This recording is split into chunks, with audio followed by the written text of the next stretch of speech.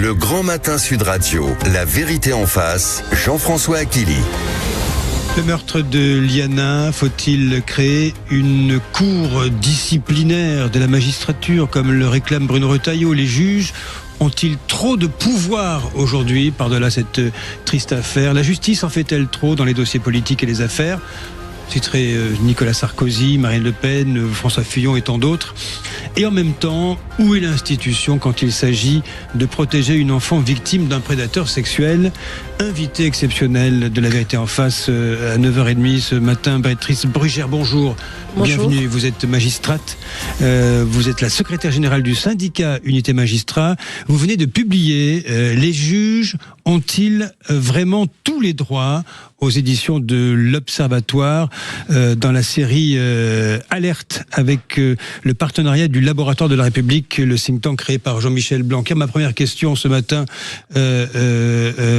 Béatrice Brugère, c'est: est-ce que la réaction du garde des Sceaux qui convoque ce matin les 36 on va dire magistrats concernés, les juridictions concernées, pour tenter au fond de faire accélérer les 70 000 dossiers de violence et de viol sur enfants en souffrance, est-ce que c'est la bonne réaction à vos yeux?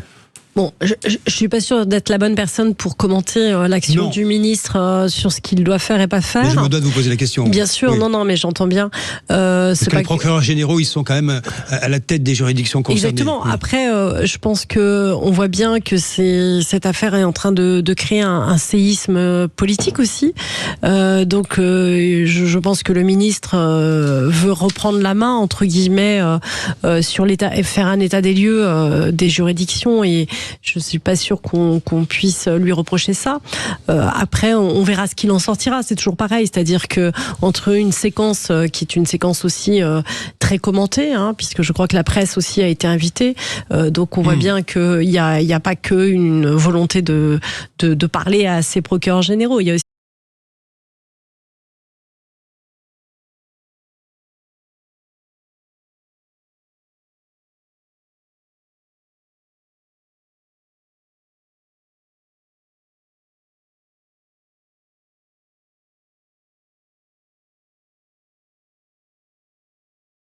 aussi on entende que c'est devenu un contentieux extrêmement important, ce qui interroge aussi sur notre société au passage, oui. Et que la justice doit être dotée de manière réelle et suffisante pour faire face à ce contentieux, mais également, et je le dis tout de suite pour pas oublier, puisqu'on voit que dans cette affaire il y a les deux pieds, les services de police et de gendarmerie, parce que un magistrat sans derrière une enquête, ce n'est rien.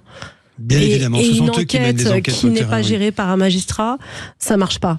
Ce sont les deux jambes. Emmanuel Macron, le président, au vu du nombre de dossiers d'urgence en attente, a-t-il eu raison, Béatrice Brugère, de dénoncer, alors je cite, un dysfonctionnement inacceptable dans cette affaire Liana, en récusant quand même au passage la question des moyens? Alors, sur la question du dysfonctionnement, sur lequel il y a eu déjà beaucoup d'informations qui sont sorties, je garde la prudence nécessaire d'une enquête en cours, parce que peut-être qu'on aura d'autres éléments qui modifieront les premières... Vous avez vu ce qu'a dit Laurent Nunez au 20h de France 2, il a dit dans un élément de phrase glissé entre deux réponses, il y aura d'autres plaintes. Oui, qui arrive. Oui. Bien sûr. Moi, je pense qu'on a affaire à sans doute un profil en série, et on le voit bien puisqu'il y a plusieurs signalements. Donc, on est qu'au début de l'histoire. Les moyens. Sur la question des moyens, moi, je ne sais pas si dans cette affaire c'est un problème de moyens. Et je me garderai bien de le dire ou je ne dis rien là-dessus, je ne sais pas. L'enquête le dira. Mais ce qui est sûr, c'est que par contre, par rapport aux enjeux pour lutter sur ces dossiers, oui, il y a un sujet.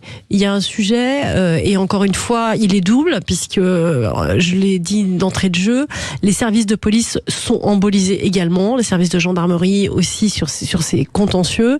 Donc il va falloir mettre les moyens si on veut avoir des résultats. Et c'est pas que des moyens, j'allais dire physiques, c'est aussi des moyens de modernisation dans nos façons de travailler. C'est le fameux épisode du dossier qui part par le courrier entre Toulouse et Auch.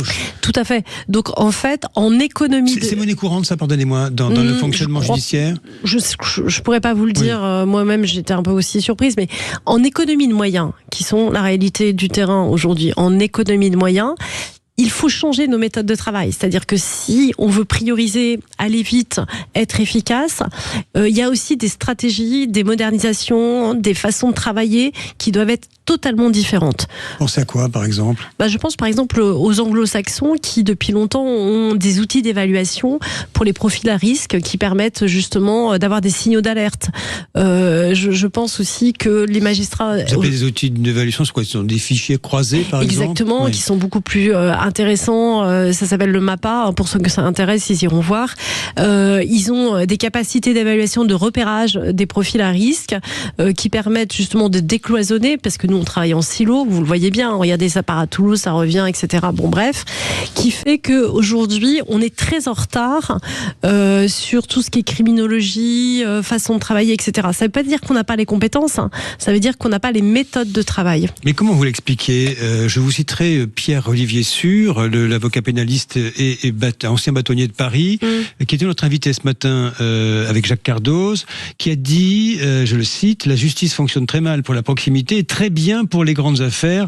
Il faut centraliser avec un parquet spécialisé au niveau départemental, disent-ils, pour les histoires de viol et autres, sur le fait que nous sommes cités en exemple pour les grandes affaires avec des projections à l'étranger et nous serions finalement assez mauvais, si je puis dire, pardonnez-moi l'expression, pour la justice du quotidien. Vous le constatez vous-même ?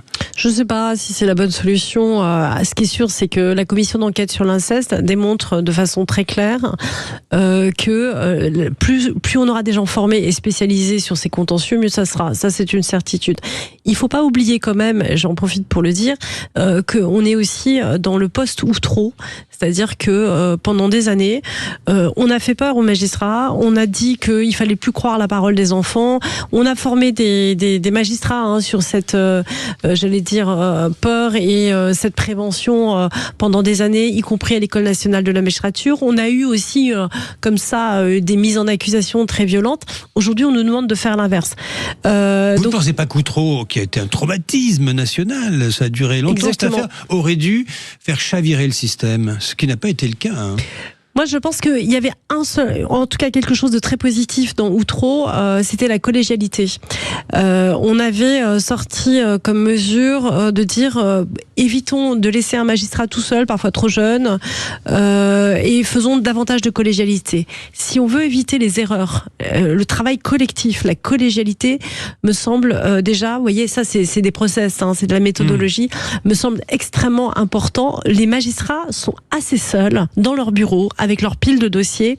Je pense qu'il faut vraiment qu'on s'interroge, et je crois que d'ailleurs Emmanuel Macron l'a dit, sur nos méthodes de travail et nos process. Maintenant, moi je suis un petit peu aussi, pas en colère parce que c'est pas du tout le mot, mais en tout cas critique.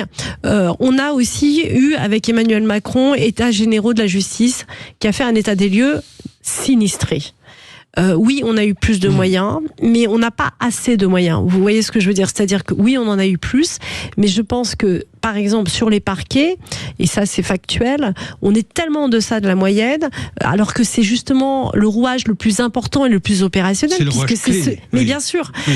Pareil sur la PJ. Vous vous souvenez, on a démantelé la PJ. Ça a été une réforme dont on paye peut-être encore aussi des conséquences.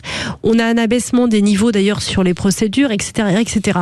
On a aussi, et là je le dis tout de suite, parce que ce matin on dit 70 000 procédures qu'il va falloir revoir Et très bien, pourquoi pas.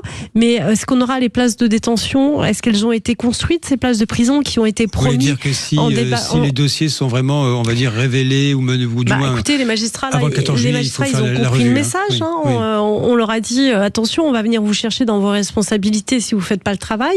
Donc ils vont le faire. Et puis s'il y a des condamnations... si on met... est-ce qu'on est prêt à ce qu'il y ait des détentions dans la plus grande partie de tous ces dossiers? Je ne suis pas sûre qu'on en ait les moyens aussi, puisque d'un autre côté... Vous voulez dire que s'il y a de la détention provisoire, si on mène à bien ces 70 000 dossiers... Si on va jusqu'au bout de la logique... Il n'y a pas les places. Non. Il n'y a pas les places de prison. Non mais voilà, allons jusqu'au bout de la logique si vous voulez. Donc il faut avoir une vision. Comment est-ce qu'on fait alors? Non mais ça c'est de la responsabilité de qui? Donc c'est de l'affichage, les 70 000? Non, ce que je veux dire par là c'est que quand il y a comme ça un échec collectif, la responsabilité, elle peut pas être individuelle, elle doit être aussi collective. Si on recherche des responsabilités individuelles, moi, j'ai pas de sujet là-dessus. Je n'ai pas de sujet. Je dis simplement qu'un échec, il est collectif. Alors les responsabilités, elles sont également collectives. Qu'est-ce que vous dites, Sylvia? Il va y avoir la pause, mais je voudrais vous poser la question juste avant de la proposition de Bruno Retailleau, président de la République et ancien ministre de l'Intérieur, candidat à la présidentielle, qui dit dans le Parisien dimanche, il faut créer une cour disciplinaire de la magistrature à la place du CSM. Alors, il a raison ou pas? Avec dedans des jurys d'assises, un collège de comme dans les jurys d'assises, un collège de citoyens. Moi, je vais vous dire, je fais partie d'un syndicat et je crois qu'on est les seuls à demander une réforme réelle du Conseil supérieur de la magistrature qui gère à la fois deux choses. Je le rappelle pour ceux qui nous écoutent. Les carrières. C'est dans votre livre, ça, oui. Et le disciplinaire. Oui. Nous, on milite, entre guillemets, pour une réforme réelle parce qu'on pense que ce système ne fonctionne pas bien, qu'il doit être composé différemment et qu'il doit être beaucoup plus professionnel dans son approche. Donc, je vais dire oui, je suis pour une réforme.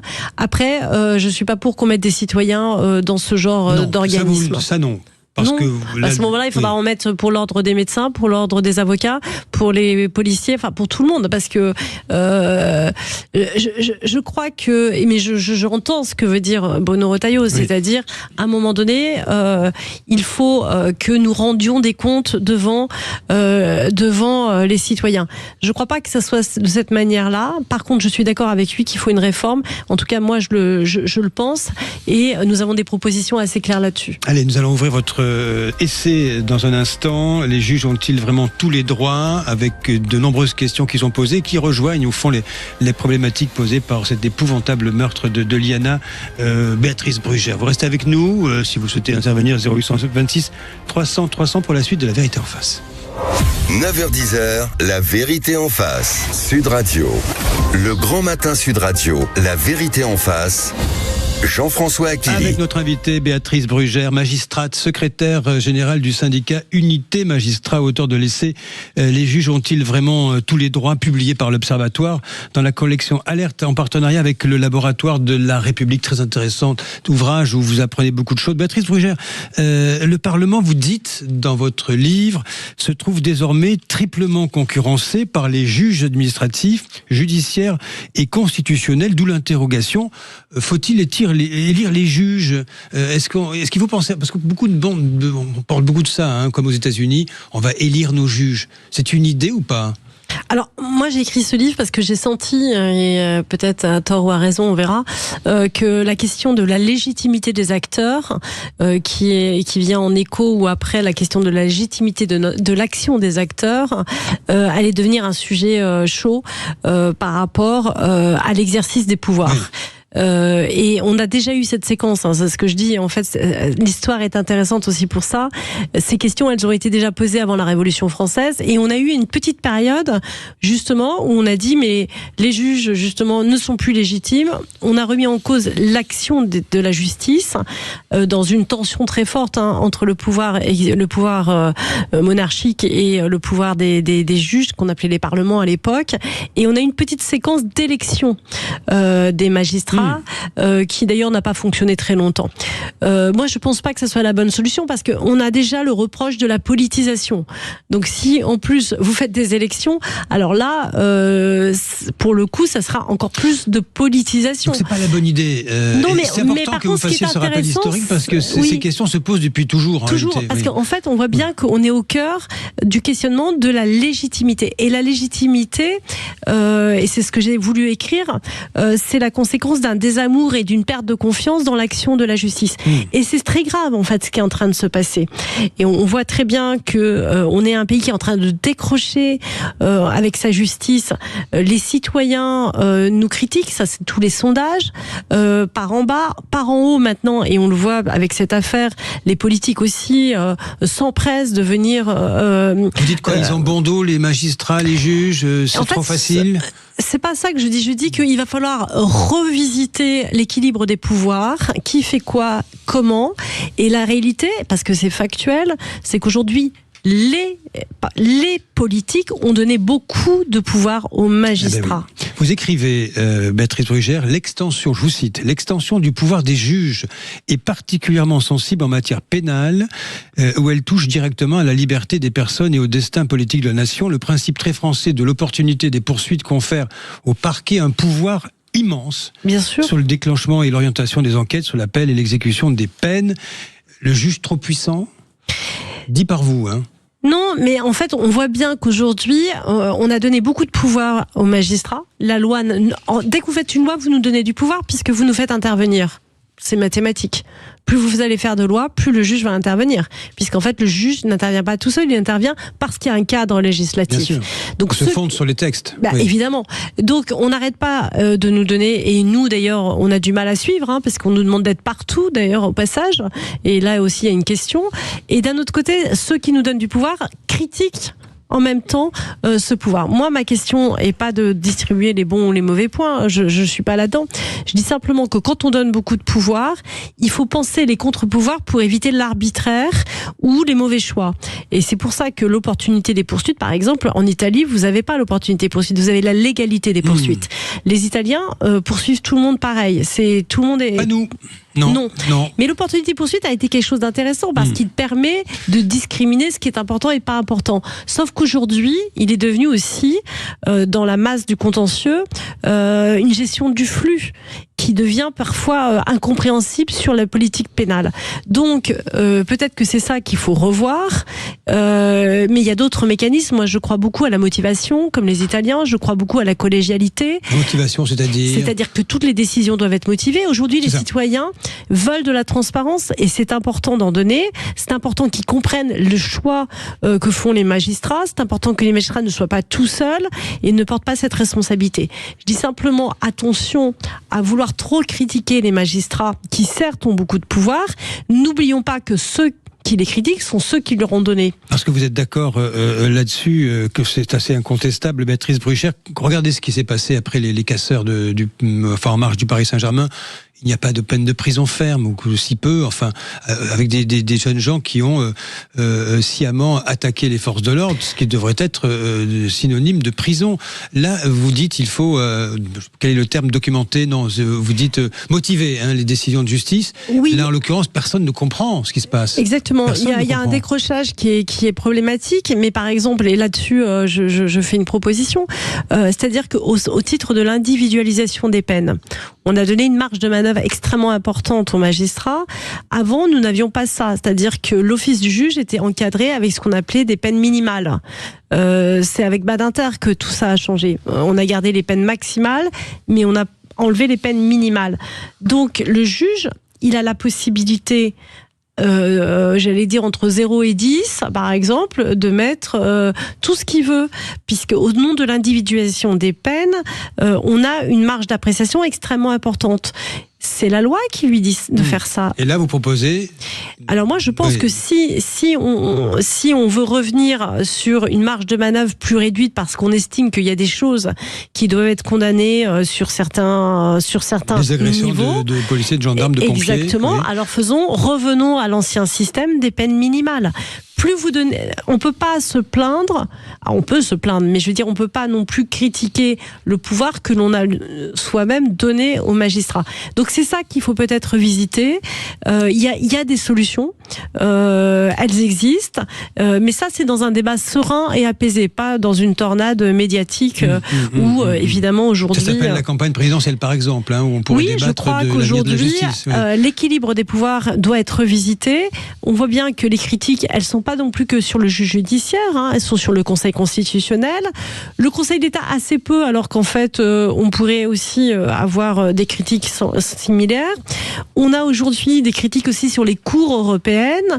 Voilà, donc je crois que la justice doit redevenir non pas un objet punitif de critique, mais un objet central, car tout le monde réclame de la justice et tout le monde a besoin de justice pour éviter l'arbitraire. Vous, moi, n'importe quel citoyen, nous attendons d'être traités comme tout le monde. En tous les cas, Béatrice Brugère, je tiens à vous le dire, j'ai appris énormément de choses en lisant votre essai. Les juges ont-ils vraiment tous les droits, publié, je le rappelle, par l'Observatoire dans la collection Alerte avec le laboratoire de la République. Merci de nous avoir éclairé ce matin, si je puis dire, au détour de cette épouvantable affaire du meurtre de Liana. Bonjour Valérie Expert.